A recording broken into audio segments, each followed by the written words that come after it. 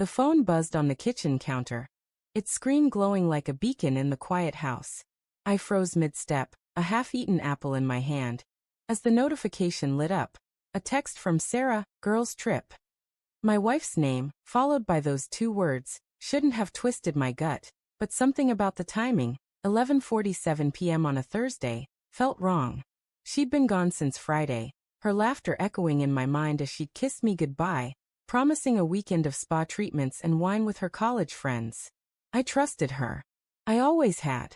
But that night, as I swiped to unlock her phone, left behind in her rush to pack, I found a truth that shattered the life I thought we had. I'm Matt, a 34-year-old high school history teacher, who thought he'd cracked the code to a happy marriage. Sarah and I had been together for 9 years, married for 5. Our life in suburban Portland was comfortable, maybe not glamorous, but solid.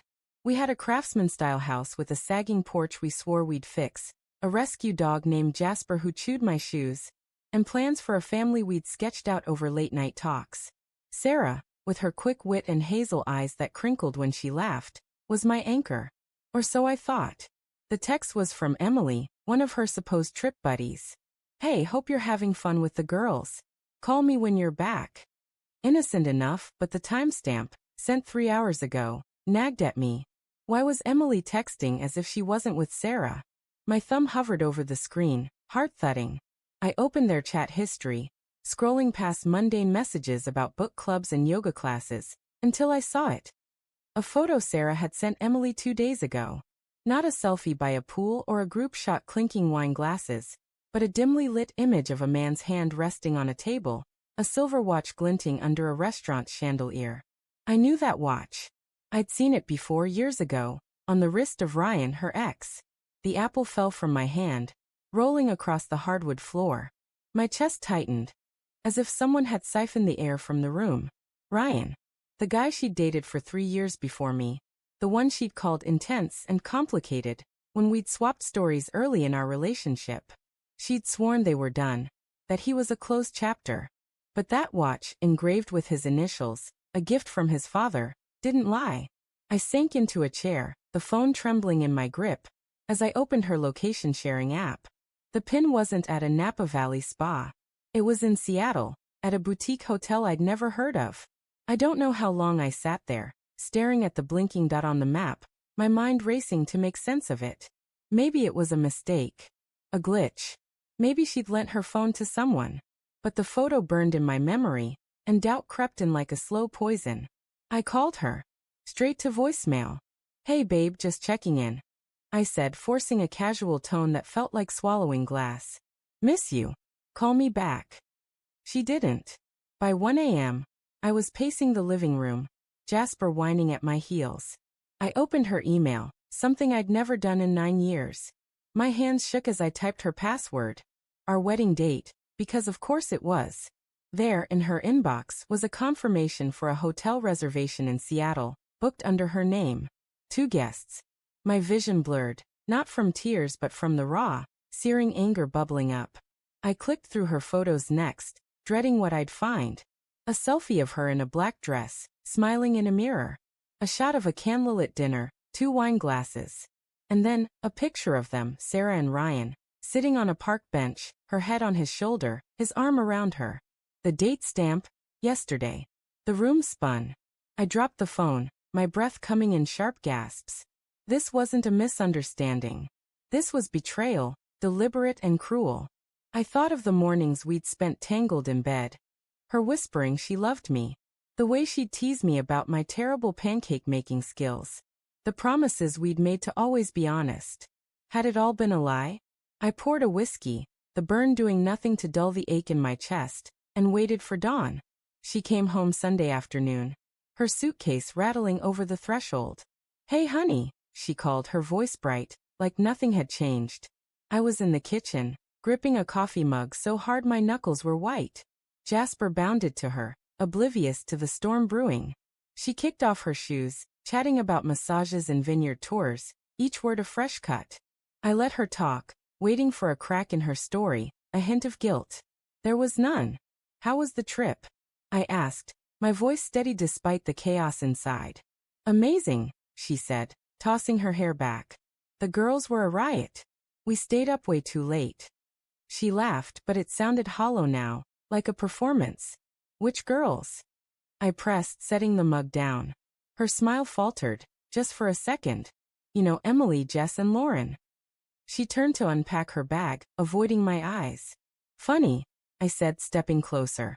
Emily texted you Thursday night, asking how the trip was going. Like she wasn't there. Her hands stilled on the suitcase zipper. What? I saw her text, Sarah. On your phone. I pulled it from my pocket, holding it up like evidence in a trial. I also saw the hotel confirmation. Seattle, not Napa. And the picture of Ryan's watch. Her face drained of color. She opened her mouth, then closed it, her eyes darting to the floor. Matt, don't. I cut her off, my voice shaking now. Don't lie to me again. I saw the photos. You and Ryan. Together. This whole weekend. She sank onto the couch, burying her face in her hands. It's not what you think, she whispered. But the words were weak, unconvincing. Then what is it? I shouted, startling Jasper. Because it looks like you spent 3 days with your ex, lying to my face about a girl's trip. I didn't mean for this to happen, she said, tears spilling down her cheeks. Ryan reached out a few months ago. He was going through a rough time, and we started talking. Just as friends. I swear, Matt, it was innocent at first. At first? My voice cracked. So what? You just decided to meet him in Seattle. To sneak around behind my back. It wasn't planned, she said, her voice barely audible. He was in town for work and I don't know. I missed him. Not like that. Not romantically, but the connection we had. I thought I could handle it. Handle it. I laughed, a bitter sound. You lied to me, Sarah. You looked me in the eyes and lied. Do you know what that feels like? To realize the person you love most has been playing you for a fool. I'm so sorry, she sobbed, reaching for my hand. I pulled away, the touch burning. I love you, Matt. I do. This was a mistake. A stupid, horrible mistake. I wanted to believe her. God, I wanted to. But the images in my head, her laughing with him, her head on his shoulder, were a wall I couldn't climb. Did you sleep with him? I asked, the question tearing out of me like a wound reopening. She hesitated, just a fraction too long. No, she said, but her eyes didn't meet mine. Don't lie to me. I roared, slamming my fist on the counter. Jasper yelped, retreating to his bed. Sarah flinched, her tears falling faster. I didn't, she whispered. We kissed once. That's all. I stopped it. I told him it was a mistake, that I love you. A kiss. The word landed like a punch. I stumbled back, my anger giving way to a hollow, aching grief. Why? I asked, my voice breaking. Why wasn't I enough? You are enough, she said, standing now, her voice desperate. Matt, you're everything to me. I got caught up in nostalgia, in something that doesn't even matter anymore. I swear, I'll do anything to fix this. But I couldn't hear her over the roaring in my head. I thought of the nights I'd stayed up grading papers while she texted friends. The way she'd been distant lately, blaming work stress. The signs were there, and I'd ignored them, trusting her blindly.